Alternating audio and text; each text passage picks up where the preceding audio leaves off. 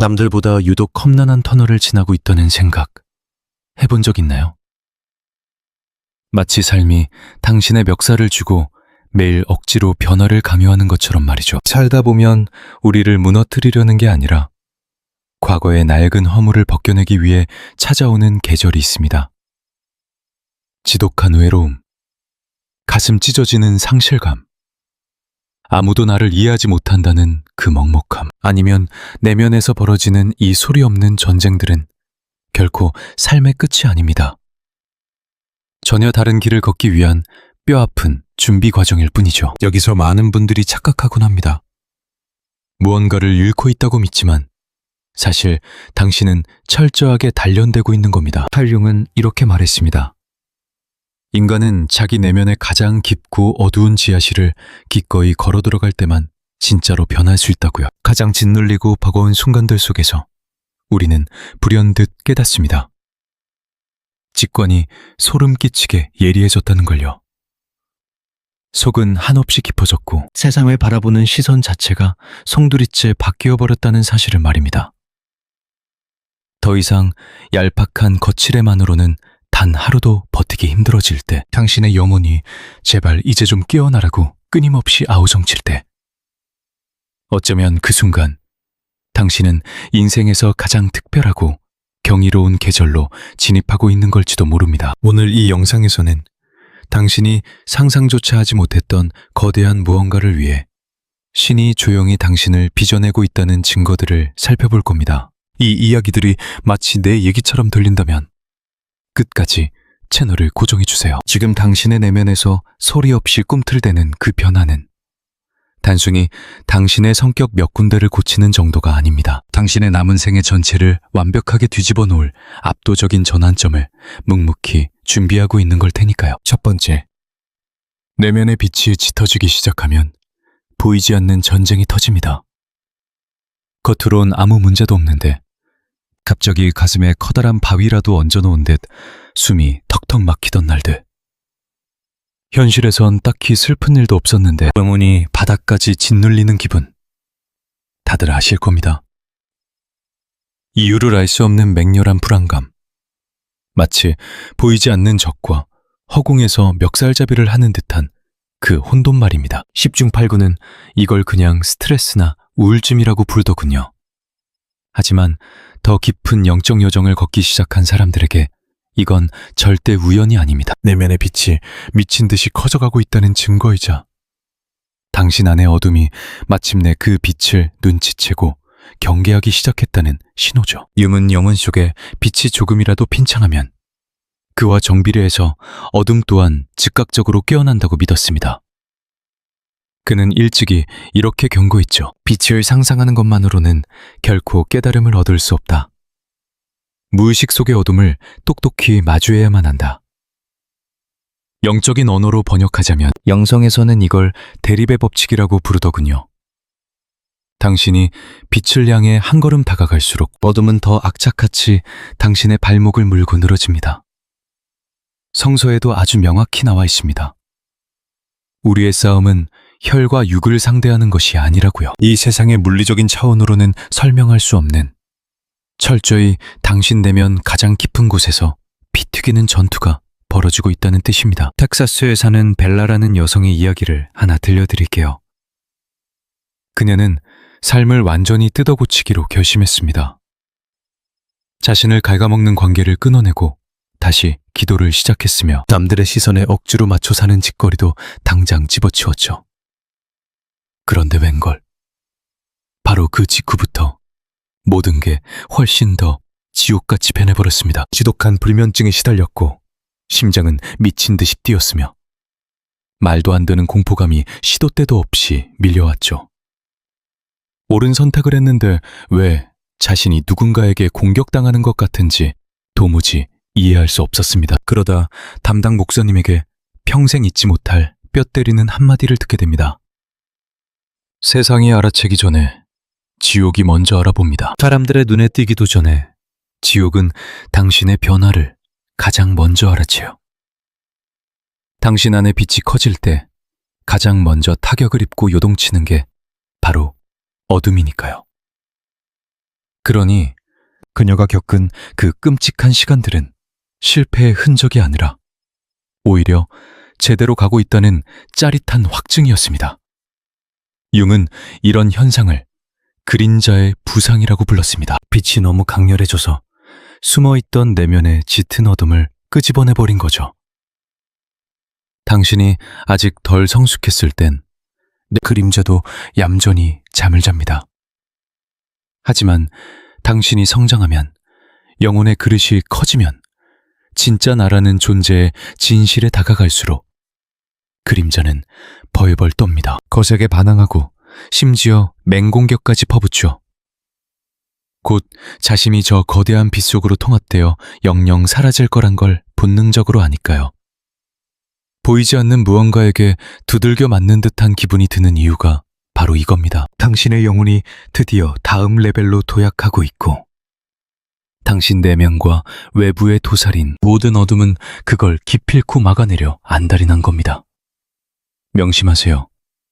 신에게 거대한 부름을 받은 사람은 굳이 어떤 잘못을 저지를 필요도 없습니다. 그들의 빛이 타오르기 시작하는 그 찰나의 순간, 어둠은 이미 그들을 당장 제거해야 할 심각한 위협으로 간주하거든요. 칠흑같이 어두운 방 안에 켜진 작은 촛불 하나를 떠올려 보세요.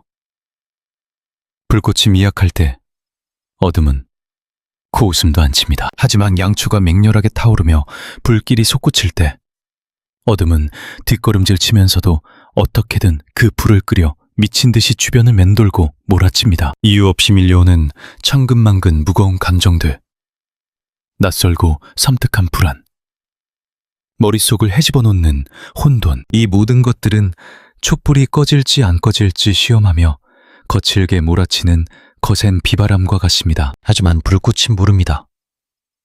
바람이 가장 거세게 불어닥치는 바로 그 위기의 순간에 불길이 가장 뜨겁고 맹렬하게 타오른다는 사실을요.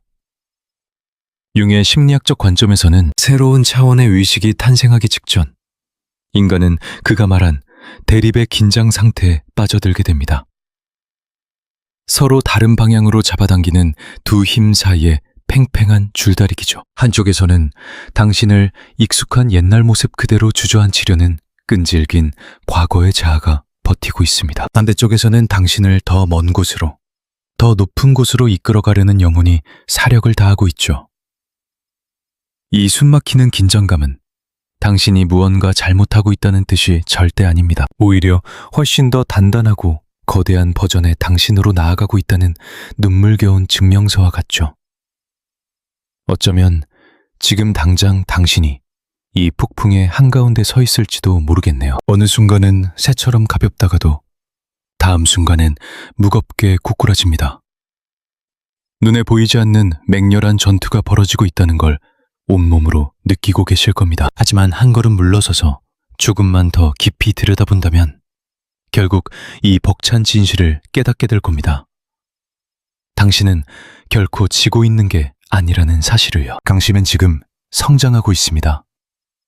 내면의 빛이 밝아질수록 그만큼 무의식의 그림자와 치르는 싸움도 지독해지기 마련이죠. 이건 위험할 만큼 강력한 영적 각성의 신호입니다. 그저 당신의 겉모습을 바꾸는 정도가 아니에요. 마음속 깊은 어둠마저 벌벌 떨게 만드는 힘이죠. 하늘이 진짜 깨어나길 준비시키는 사람은 가짜 평온 따위에 머물지 않습니다. 남들 눈엔 절대 보이지 않는 처절한 내면의 전쟁터로 걸어들어가죠. 근데 그 고통이야말로 당신이 선택받았다는 명백한 증거랍니다. 혹시 지금 스스로에게서 이런 증상들을 느끼고 있나요? 제발 두려워하지 마세요. 신은 쉽게 바스러질 나약한 영혼에게 진정한 빛을 허락하지 않으니까요. 그 엄청난 무게를 짊어지고 저 멀리 나아갈 수 있는 오직 선택된 자들에게만 빛을 맡깁니다. 그러니 갑자기 마음속에서 무서운 영적 전쟁이 터져 나왔을 때 딱 이것만 기억하세요. 이게 끝이 아닙니다. 절대로. 당신의 낡은 자아를 뛰어넘는 훨씬 거대한 목적을 위해 하늘이 당신을 훈련시키고 있다는 증거죠. 그토록 위험하고도 강력한 부름을 받은 자만이 감당할 수 있는 그런 사명 말입니다. 두 번째 특징은 뭘까요? 바로 거룩한 고립의 시기가 찾아온다는 겁니다. 신이 당신을 철저히 보호하려고 세상으로부터 숨겨버리는 거죠. 내면에서 터진 고뇌가 단순한 실패가 아니란 걸 비로소 깨닫기 시작할 때 오히려 제대로 된 길을 걷고 있다는 확신을 얻게 될 겁니다. 그때 영적으로 깊이 각성한 사람들에게 나타나는 아주 명확한 두 번째 신호를 마주하게 되죠. 당신이 뭔가 큰 잘못을 저질러서 사람들에게서 멀어지게 두는 게 아닙니다. 완전히 반대죠. 하늘은 지금 당신을 거칠게 벼려내고 있는 중이에요. 세상 사람들은 아직 감당할 준비조차 되지 않은 아주 거대한 무언가를 위해서요. 갓피어난 불꽃이 제대로 타오르기 위해 충분한 여백이 필요하듯이 당신의 영혼 역시 새로운 형태로 재탄생하려면 세상과의 철저한 단절이 필요합니다. 칼 융의 심리학적 관점에서 보자면 이 시기는 우리가 평생 쓰고 살았던 페르소나, 즉 남들에게 인정받으려고 억지로 뒤집어 썼던 그 사회적 가면이 한 차원 높아진 의식 수준과 더 이상 맞지 않게 되는 단계죠. 혼자가 된 이 고독의 시간은 관객이 싹 사라진 무대 같습니다. 오직 진짜 당신의 모습만을 마주하게 만들죠. 외부에서 들려오던 익숙한 칭찬도 달콤한 위로도 전부 무자비하게 끊어집니다. 무의미한 군중의 웅성거림에 휩쓸려 살아가는 대신 아주 깊은 침묵 속에서 당신 자신의 진짜 영혼과 대화를 시작해야만 하는 벼랑 끝으로 당신을 훅 밀어넣는 거죠. 그리고 바로 그 지점에서 당신은 영적으로 엄청나게 위험하고 강력한 존재가 됩니다. 왜냐고요? 이제는 주변의 시끄러운 소음이나 타인의 잣대에 더 이상 쉽게 휘둘리지 않게 되니까요. 대신 내면 깊은 곳에서 울리는 신의 목소리와 서서히 주파수를 맞추기 시작합니다. 언젠가 소규모 심리치유 모임에서 존이라는 한 남자의 이야기를 우연히 듣게 됐어요. 그는 교회 공동체 안에서 사람들에게 정말 넘치도록 많은 사랑을 받던 사람이었죠. 그런데 그가 이런 말을 하더군요. 어느 순간부터 자기 삶이 기묘할 정도로 텅 비고 조용해지더라는 겁니다. 매일같이 연락하던 절친한 친구들의 전화도 뚝 끊겼고요. 평생 갈 것 같았던 단단한 인간관계들이 아무런 이유도 없이 서서히 멀어졌습니다. 항상 참석하던 모임에서도 마치 이방인이 된 것처럼 겉돌았죠. 흔한 수다 시간은 물론이고 심지어 수년 동안 함께 울고 웃었던 기도 그룹에서조차 더 이상 자신의 자리가 없다고 느꼈대요. 그가 고백했습니다. 내가 대체 뭘 그렇게 잘못했나 자책만 했어요. 신이 내 삶에서 소중한 사람들을 죄다 빼앗아가는 줄 알았거든요. 하지만 그로부터 딱 몇 달이 지나고 나서 존이 교회에서 훨씬 더 막중한 리더의 자리를 맡게 되었을 때 과거에는 상상도 못할 깊은 침묵과 명료함, 통찰력이 요구되는 그 자리에 서고 나서야 그는 비로소 깨달았습니다. 군중들로부터 강제로 분리되었던 그 미칠 듯한 고독의 시간이 사실은 치열한 영적 훈련이었다는 걸요. 만약 그가 여전히 사람들 틈에 갇혀 뻔하고 피상적인 대화들, 익숙하지만 얕고 가벼운 관계들 속에 파묻혀 지냈더라면 어땠을까요? 결단코 자신을 이끄는 하늘의 진짜 목소리를 그렇게 선명하게 듣지 못했을 겁니다. 오래된 성서 속 이야기만 봐도 그래요. 신은 자신이 선택한 사람들을 후련시킬 때 늘 이런 지독한 단절의 시기를 썼습니다. 다윗을 보세요. 왕으로 기름 부음을 받았지만 직후에 아무도 쳐다보지 않는 외로운 양치기, 들판으로 쫓겨났죠. 환호해주는 사람 하나 없는 그 텅 빈 공간에서 신은 그의 영혼을 묵묵히 빚어냈습니다. 요셉 역시 세상을 다스릴 위대한 운명을 타고났습니다. 하지만 그 전에 끔찍한 지하 감옥부터 거쳐야만 했잖아요. 숨막히는 침묵과 뼛속까지 시린 고독만을 곁에 둔 채로요. 명심하세요. 고립의 시기가 찾아왔다고 해서 당신에게 주어진 운명이 사라지는 게 절대 아닙니다. 오히려 거대한 소명의 무게에 짓눌리지 않도록 당신의 내면을 날카롭게 벼려내는 과정일 뿐이죠. 대부분의 사람들은 이 고립을 두려워합니다. 그저 텅 빈 공허함이라고 착각하거든요. 하지만 영적인 세계에서 공허함이란 신의 목소리가 가장 쩌렁쩌렁하게 울려 퍼지는 무대입니다. 사람들 사이에 섞여 있으면 소음이 너무 많아요. 타인의 숨막히는 기대, 날선 평가, 끝없는 비교의 목소리들 말입니다. 그런데 하늘이 당신을 깊은 고독 속으로 확 끌어당길 때 그 모든 세상의 소음은 스위치를 끈 것처럼 멈춥니다. 그리고 오직 이런 속삭임 하나만 남게 되죠. 내가 널 새롭게 빚어내리라. 이런 거룩하고 절대적인 고립은 세상으로부터 버림받았다는 뜻이 결코 아닙니다.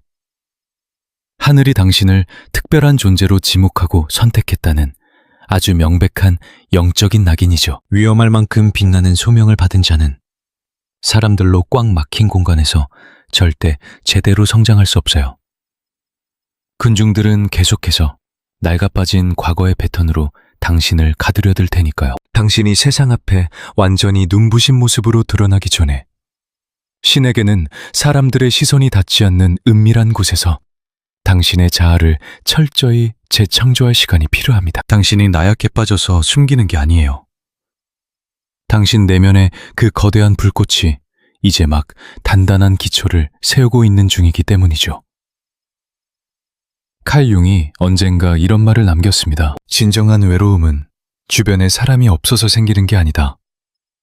내게 가장 중요하다고 느껴지는 내면의 진실들을 타인과 제대로 소통할 수 없을 때 찾아오는 것이다. 당신의 영혼이 근본적으로 진화하면 삶에서 진짜 중요한 가치들도 통째로 뒤바뀝니다. 바로 그 어마어마한 내면의 불협화음이 당신의 낡은 자아를 박살내고 변형시키기 위한 고독의 계절을 만들어내는 겁니다. 기억하세요. 신은 평범한 사람을 굳이 몰래 숨기지 않아요. 무의식의 어둠마저 잔뜩 긴장하게 만들 만큼 무시무시하게 무거운 영적 진실을 짊어진 자들만 골라서 꽁꽁 숨겨두죠. 혹시 지금 당신의 삶에서 이런 징후들이 튀어나오고 있나요? 억울한 오해, 관계의 균열, 뼈아픈 단절들. 단언컨대 이건 우연이 아닙니다. 남들과는 완전히 다른 지독하게 위험하고도 눈부신 방식으로 당신이 깨어나고 있다는 분명한 증거죠. 오직 당신만이 이 세상에 던질 수 있는 그 유일무이한 사명을 위해 보이지 않는 곳에서 철저하게 담금질되고 있다는 뜻입니다. 당신이 정말로 지금 이 거룩한 고립의 계절을 통과하고 있다면 작지만 당신의 무의식을 뒤흔들 아주 강력한 행동 하나를 제안해보고 싶습니다. 지금 이 순간 껍데기를 벗어던진 당신 영혼의 진짜 상태를 있는 그대로 보여주는 단어 딱 하나만 밑에 댓글로 남겨보세요. 준비됨, 선택받음, 깨어남, 아니면 변화하는 중. 그게 뭐든 다 좋습니다. 그저 당신의 심장 가장 깊은 곳에서 조용히 속삭이는 바로 그 단어면 충분해요. 또 누가 알겠어요.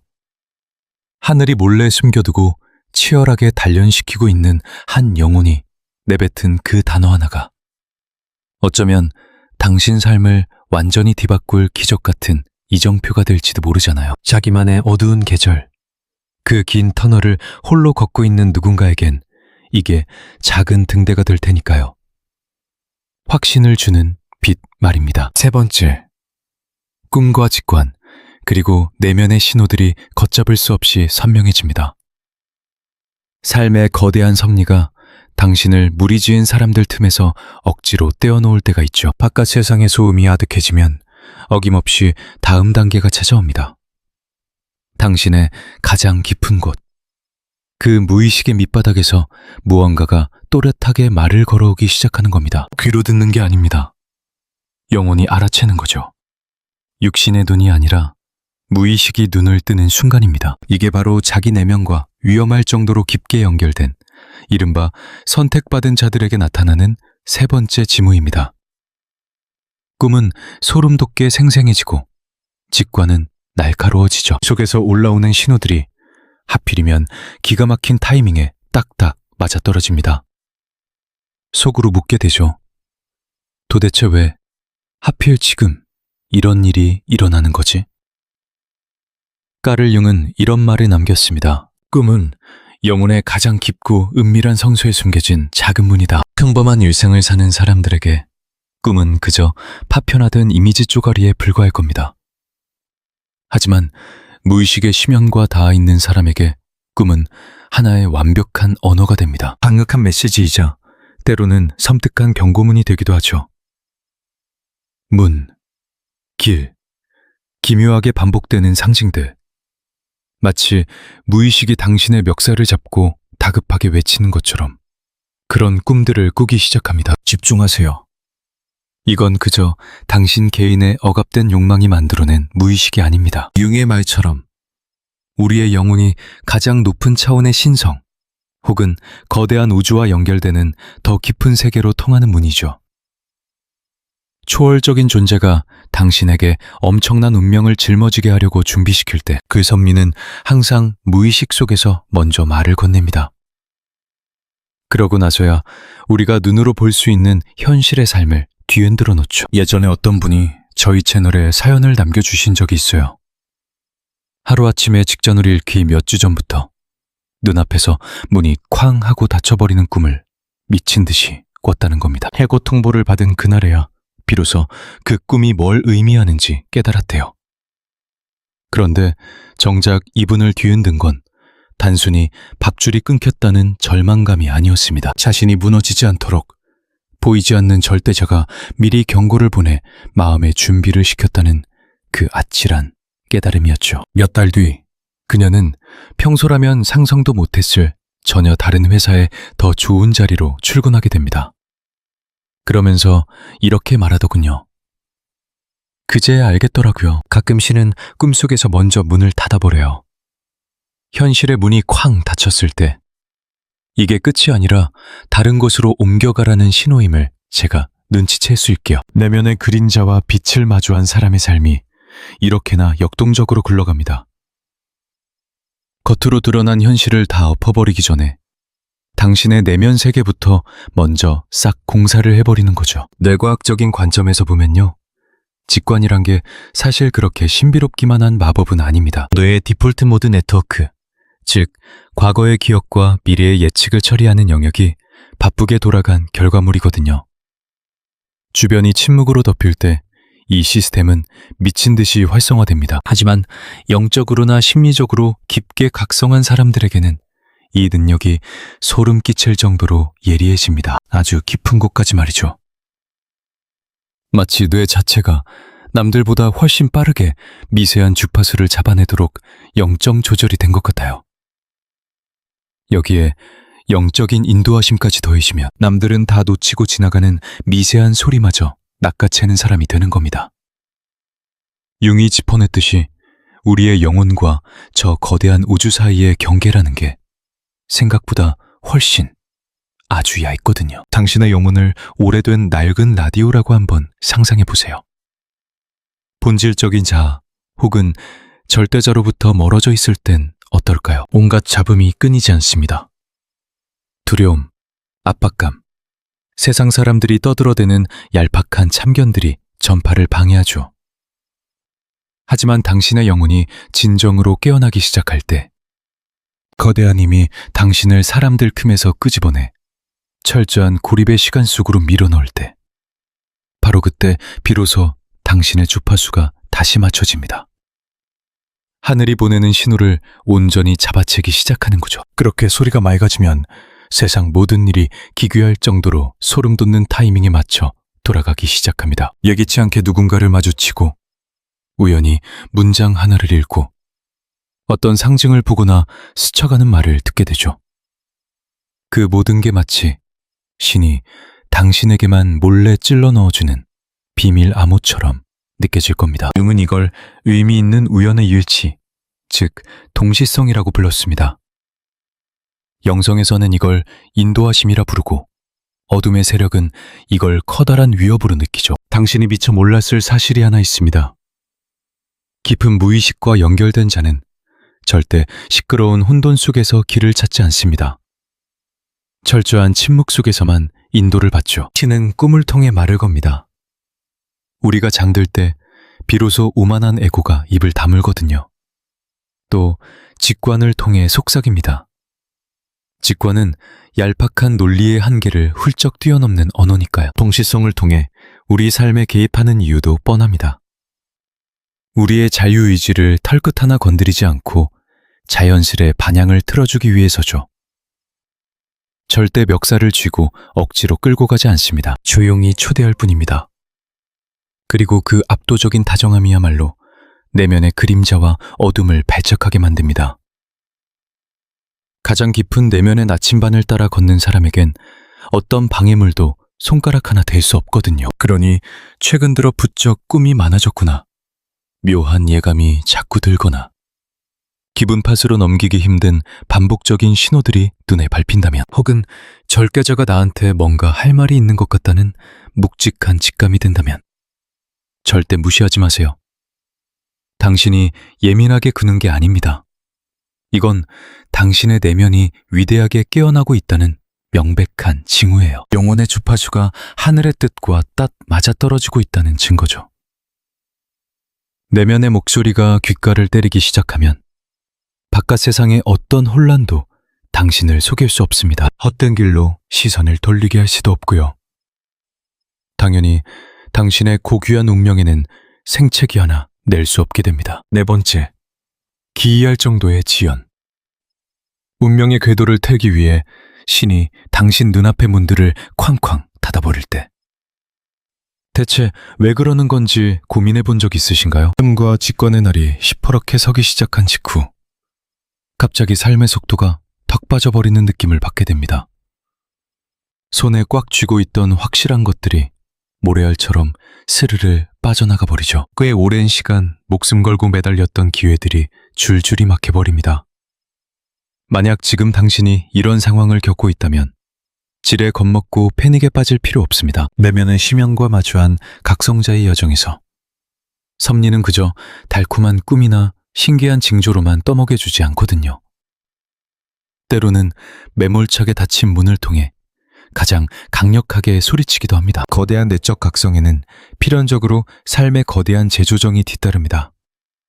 그리고 그 재조정의 과정이라는 게 속 시원한 초고속 직진으로 이루어지는 경우는 거의 없습니다. 숨막힐 듯 기이한 딜레이를 통해 완성되죠.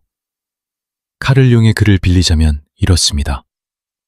모든 혼돈 속에는 코스모스가 존재하고 모든 무질서 안에는 비밀스러운 질서가 숨어 있다. 당신의 진정한 본성, 즉 신이 당신 내면에 공들여 쌓아 올리고 있는 진짜 영혼과 핀트가 어긋나는 것들은 전부 다 갈아엎어질 겁니다. 명심하세요. 당신을 다치게 하려는 게 아닙니다. 그저 애초부터 당신의 것이 아니었던 그 잘못된 길 위에서 당신을 해방시켜 주려는 것뿐이죠. 안나라는 여성분이 들려준 이야기가 있어요. 무려 7년 동안이나 제 뼈를 갈아 넣으며 헌신했던 직장이었는데 그녀는 이번 승진이 따놓은 당상이라고 굳게 믿고 있었죠.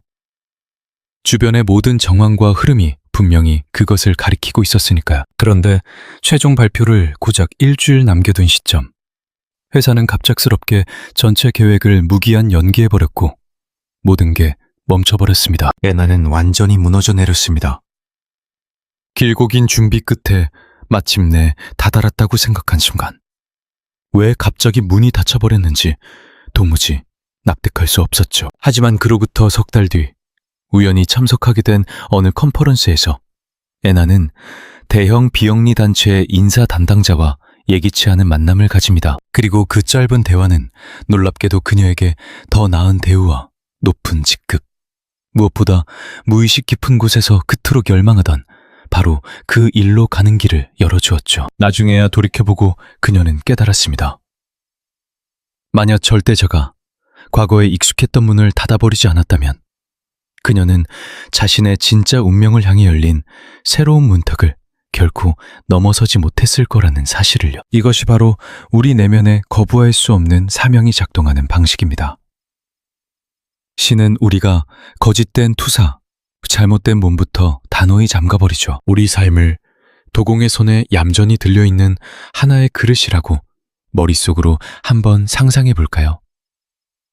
당신 안에는 스스로 이미 완성되었다고 굳게 믿고 있는 부분들이 분명 존재할 겁니다. 이만하면 더 손댈 곳 없이 충분히 아름답고 완벽해 보일지도 모릅니다.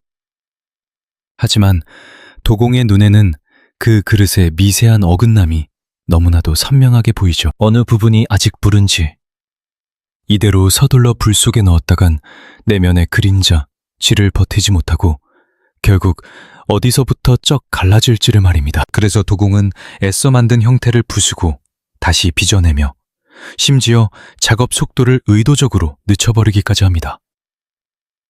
겪는 입장에서는 정말이지 끔찍한 기분이지만 결코 당신의 삶이라는 작품을 망치려는 의도가 아니에요. 진짜 뜨거운 불가마에 들어가기 전 먼저 당신의 자아가 온전하게 토막되어야만 한다는 걸 누구보다 잘 알기 때문이죠. 이것도 완전히 마찬가지입니다. 당신이 무의식적인 위대한 부르심을 안고 살아갈 때 절대자는 당신이 미처 보지 못하는 것들을 꿰뚫어 봅니다. 어떤 인간관계가 당신의 영혼을 흔들어 놓을지 겉보기엔 그럴싸하고 달콤해 보이지만 결국 당신의 에고를 철저히 소진시켜버릴 가짜 기회가 대체 무엇인지 그 화려하고 매력적인 문 너머에 사실 당신의 진짜 자리가 없다는 것을 정확히 알고 계신 겁니다. 그래서 삶의 일부를 멈춰 세웁니다.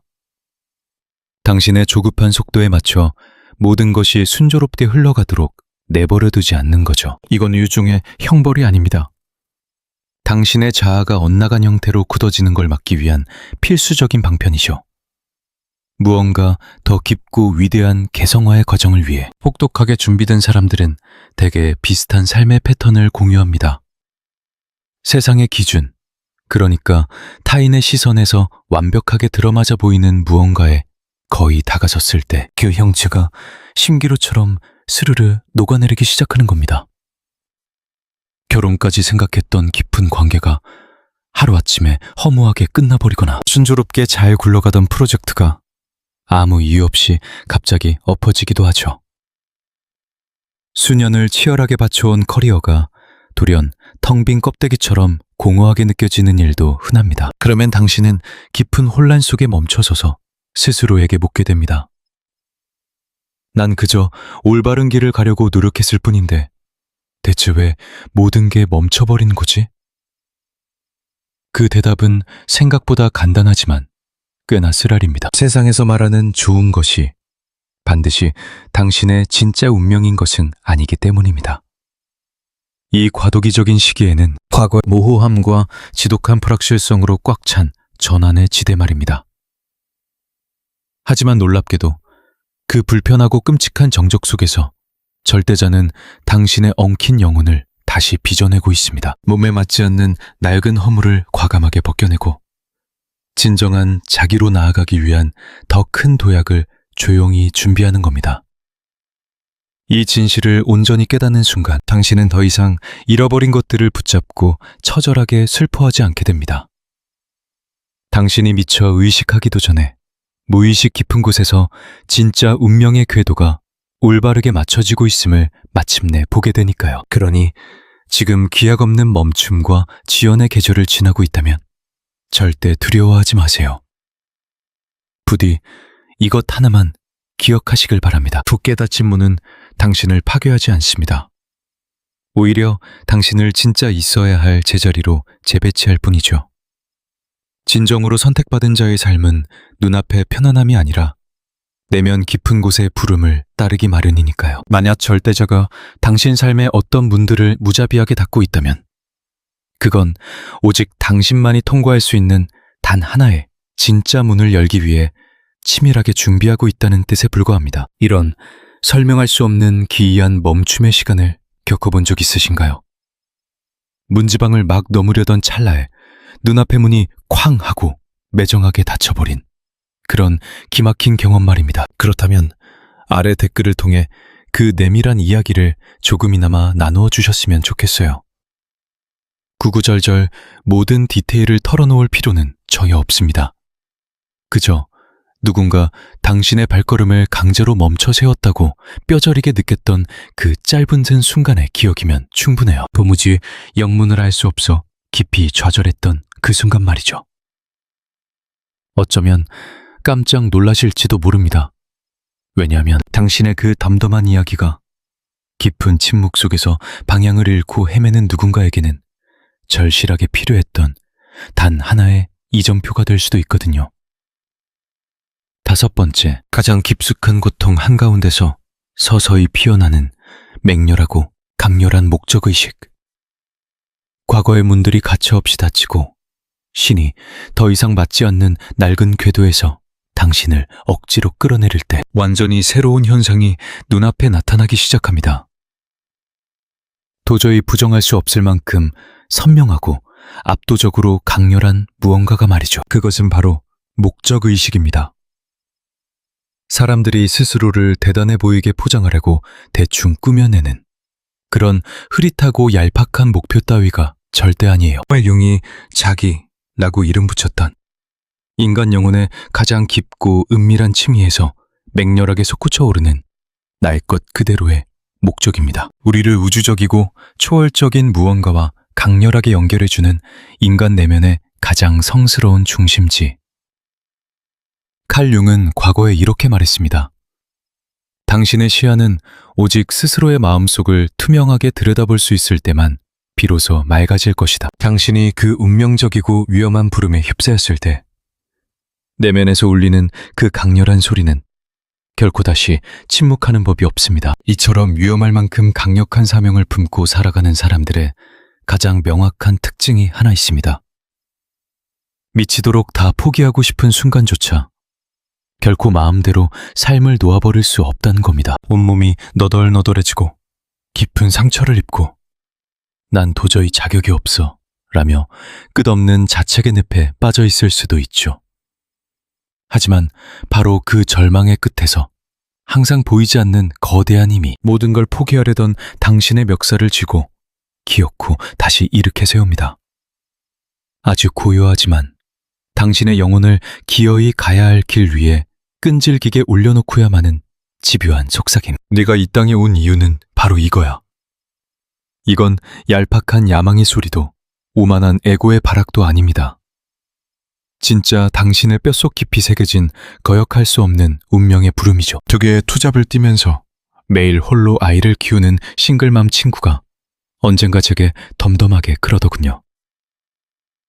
어떤 날은 그냥 이 세상에서 흔적조차 없이 진발해버리고 싶을 만큼 힘들다고요. 근데 정말 소름 돋게 기이한 건 이제 진짜 밑바닥이다 싶어 무너져 내릴 때마다 무언가가 항상 그녀를 가차없이 다시 끌어올렸다는 겁니다. 딸아이가 무심코 툭 던진 말 한마디, 기막힌 우연의 일치, 아니면 그냥 길을 걷다 문득 덮쳐오는 설명할 수 없이 벅찬 평온의 찰나 같은 것들로 말이죠. 진짜 수백 번도 더 그만두고 싶었거든요.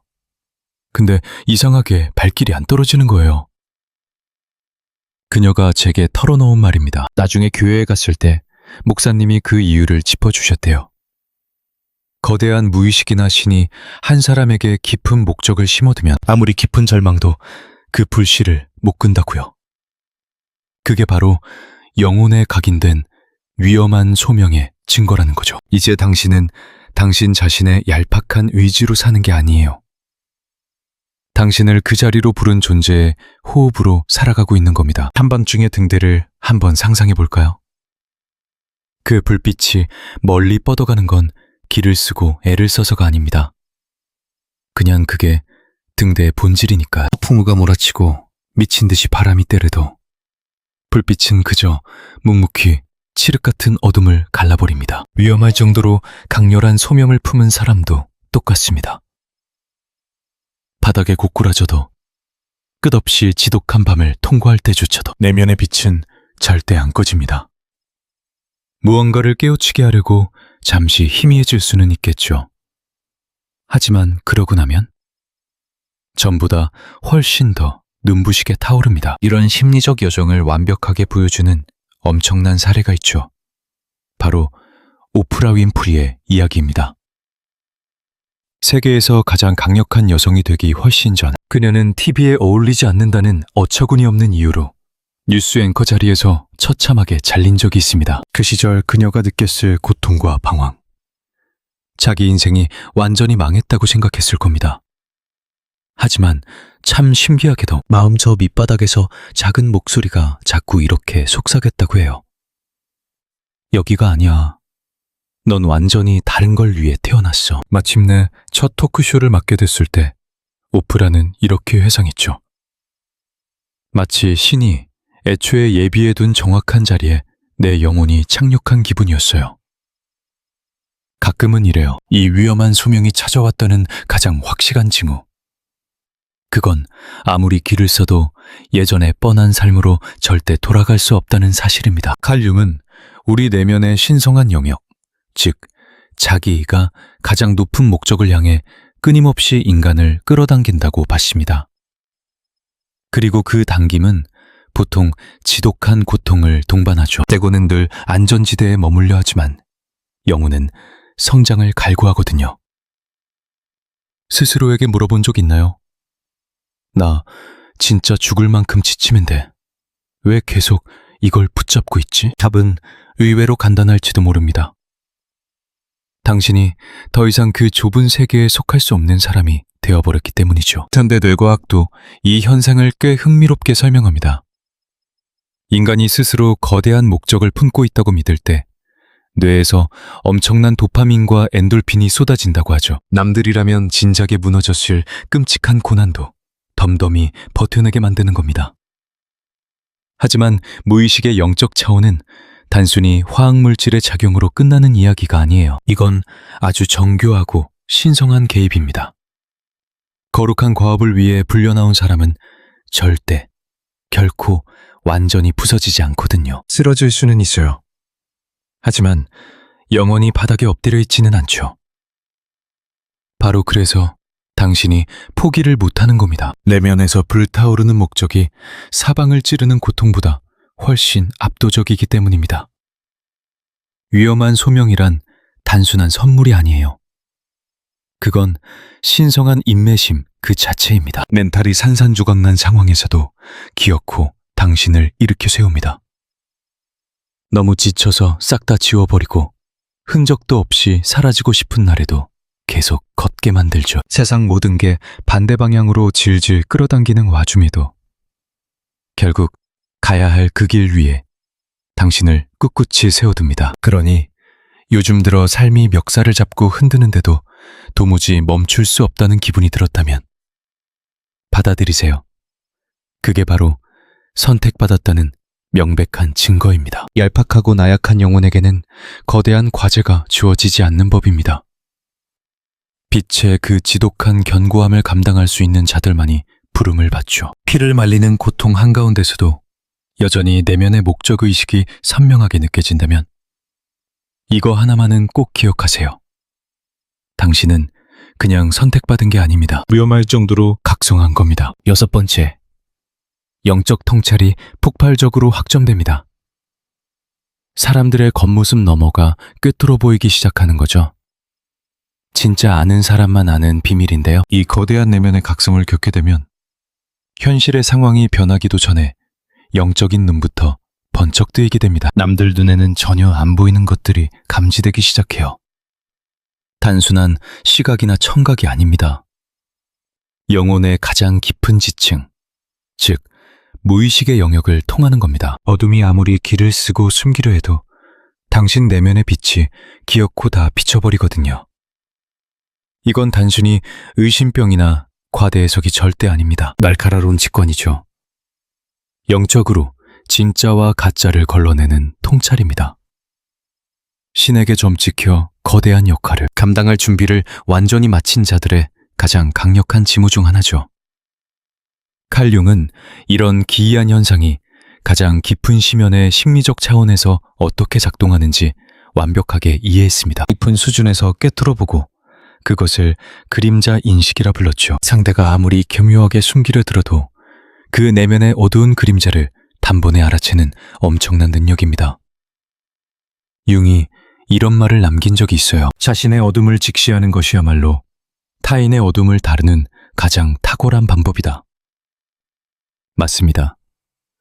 당신이 스스로의 지독한 어둠을 온몸으로 통과해봤기 때문에 그 덕에 타인의 내면에 고인 어둠도 소름 돋게 빨리 알아차리는 겁니다. 누가 빛을 품었고 누가 어둠을 짊어졌는지 훤히 보이기 시작해요. 누가 진짜고 누가 껍데기인지. 나를 일으켜 세울 사람과 나락으로 끌어내릴 사람. 시커먼 속내를 교묘하게 숨긴 자와 순수한 마음으로 다가오는 자. 다 구분이 갑니다. 상대가 입을 떼기도 전에 벌써 그 에너지가 피부로 훅 다가옵니다. 목소리에 섞인 묘한 불협화음, 가짜 웃음 뒤에 억지스러움, 돋보기에만 번지르르한 자신감 밑에 깔린 그 지독한 불안감까지 꿰뚫어보죠.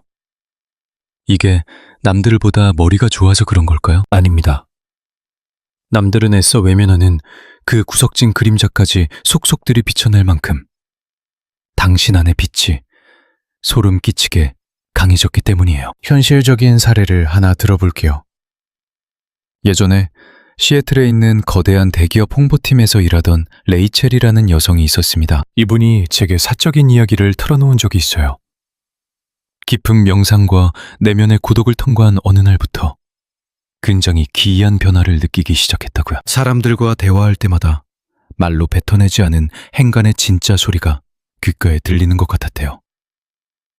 예를 들어 항상 과장되게 웃고 다니던 한 동료가 있었는데 말이죠. 하지만 레이첼은 그 이면에 억눌린 깊은 분노를 직감했어요. 또 어떤 사람은 겉보기엔 정말 한없이 다정해 보였죠. 그런데도 묘하게 찌르는 듯한 질투와 경쟁심이 고스란히 전해지는 겁니다. 반면 어떤 어린 직원이 조언을 구하러 다가왔을 때는 그 영혼이 너무나도 투명해서 오히려 레이첼 자신이 묘한 감동을 받기도 했고요. 그녀가 그러더라고요. 사람들을 막 분석하려는 게 아니에요. 그냥 느껴지는걸요. 시간이 지나니 그 직감들이 하나둘 수면 위로 드러나더군요. 그렇게 웃고 다니던 사람은 뒤에서 남의 험담을 퍼뜨리고 있었고, 한없이 다정하던 사람은 남의 공을 가로채다 들통이 났거든요. 게다가 예전에 큰 실패를 겪었던 그 어린 직원은 훗날 조직에서 가장 믿음직한 핵심 인재로 성장했죠. 도대체 무슨 일이 벌어지고 있는 건지 레이첼 본인도 완벽히 설명하지 못했지만 그게 단순히 눈치가 빨라서가 아니란 건 알았습니다. 마치 주변의 진짜와 가짜를 낱낱이 비추는 신성한 빛이 켜진 것 같았거든요. 통찰력이라는 건 남을 심판하라고 주어지는 게 아닙니다. 오히려 우리를 뼛속까지 깨어나게 하죠. 사람들과 벽을 치게 만드는 게 아니에요. 누구를 틈고 누구를 밀어내야 할지 명확히 알려주는 나침반에 가깝습니다.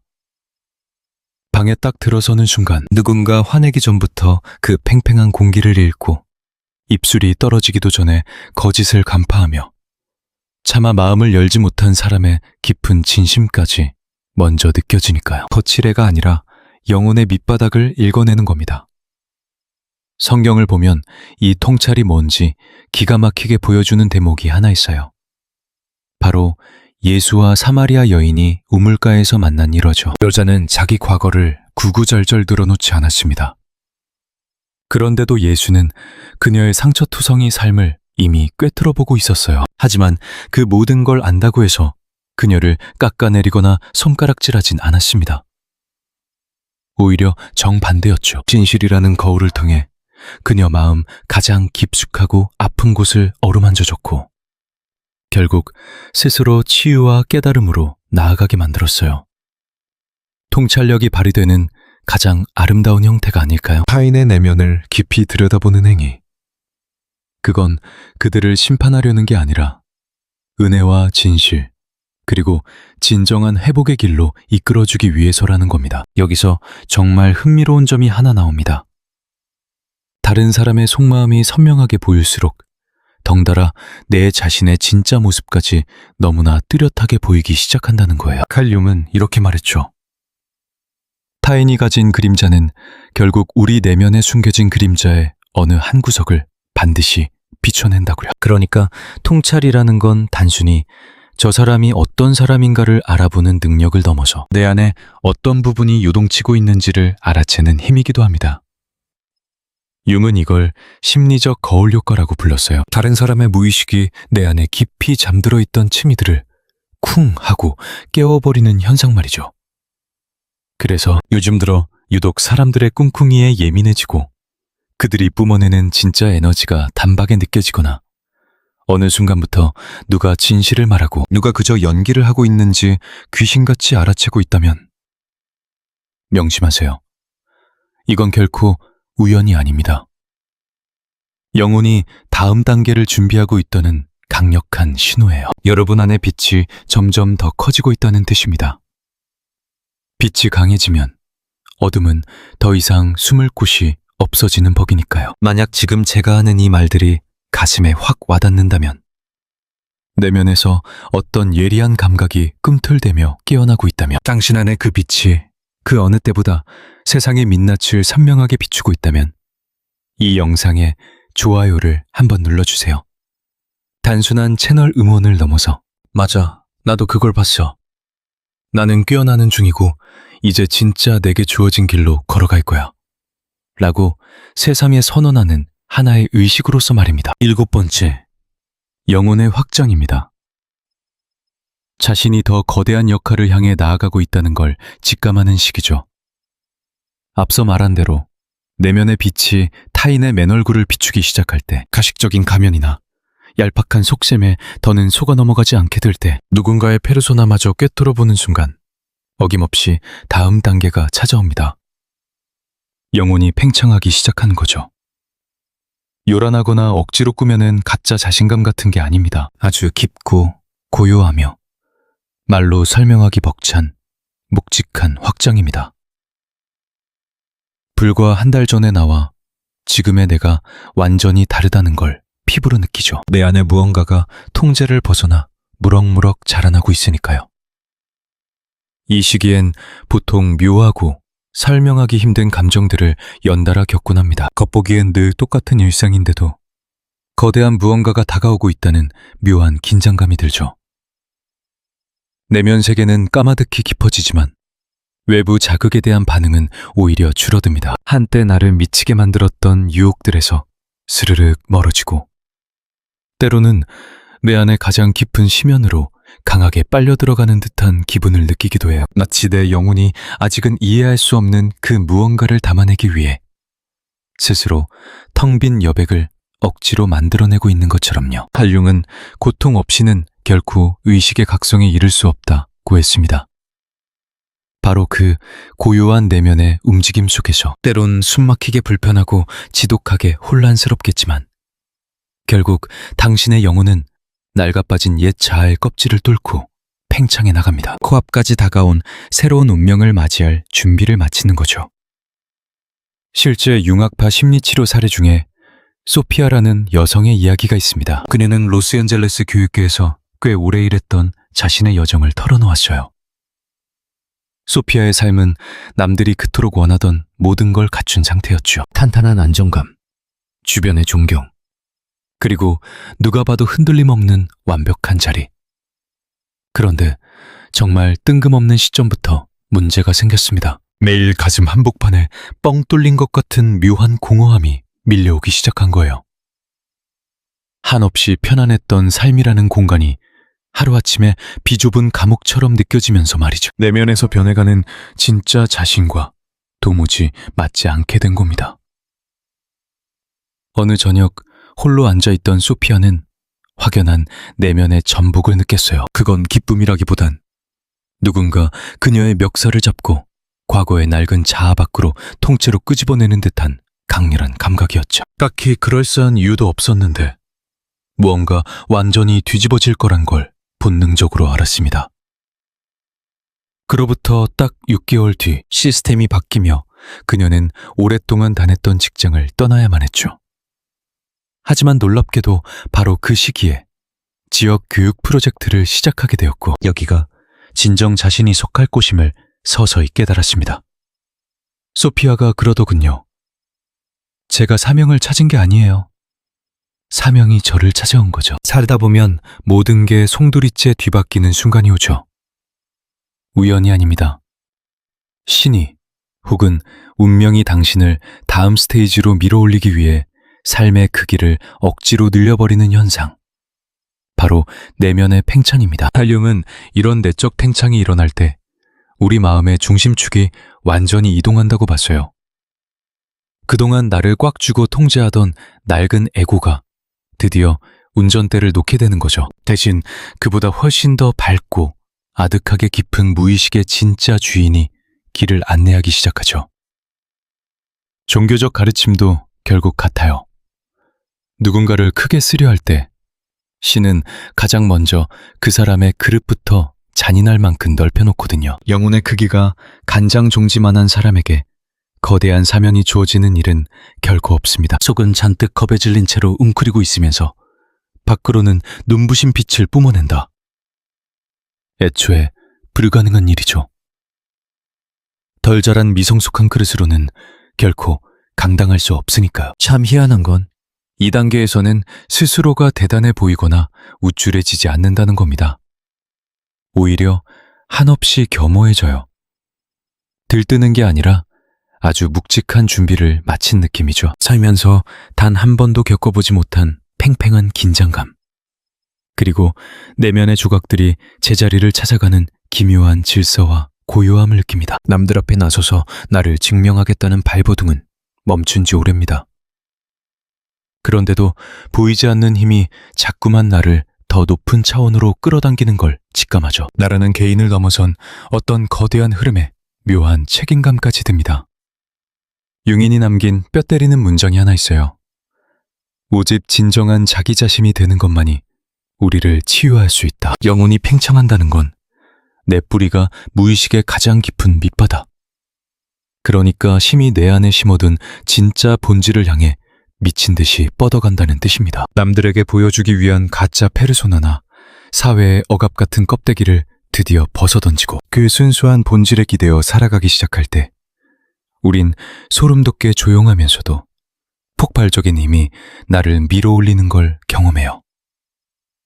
뿌리가 깊게 박힐수록 가지가 하늘로 치솟는 이치죠. 우리 영혼을 동트기 직전의 새벽 하늘이라고 상상해 볼까요?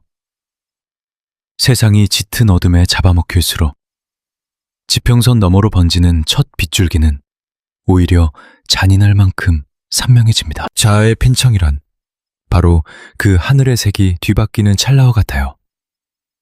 아주 느리고 고요하지만 결코 되돌릴 수 없는 압도적인 변화. 그리고 그 순간 우리는 뼈저리게 깨닫습니다.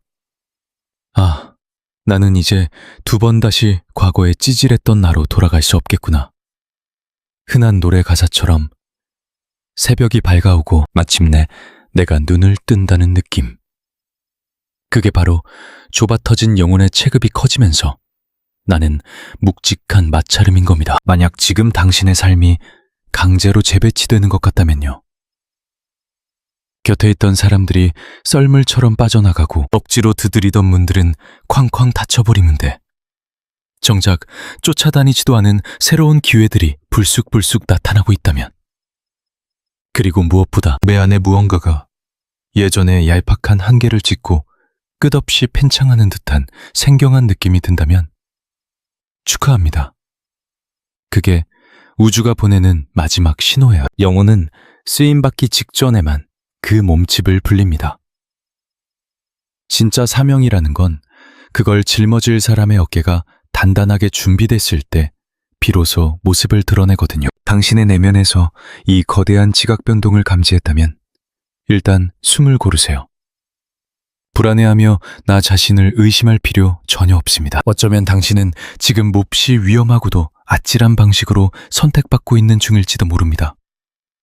천상에서는 환호성을 지르고 지옥의 밑바닥은 공포로 벌벌 떨게 만들 정도로 말이죠. 이제 이야기를 마무리해 볼까요? 사실 이 과정에서 당신이 몇 개의 징조를 겪었는지는 별로 안 중요해요.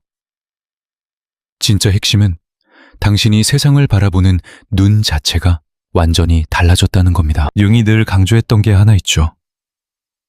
인간은 어둠을 도망치듯 벗어날 때 성장하는 게 아니라 기꺼이 그 어둠의 한가운데를 2발로 걸어 통과할 때 성숙해진다고요. 자기 존재의 가장 깊고 서늘한 코어를 마주할 때까지 뚜벅뚜벅 걸어 들어가야만 합니다.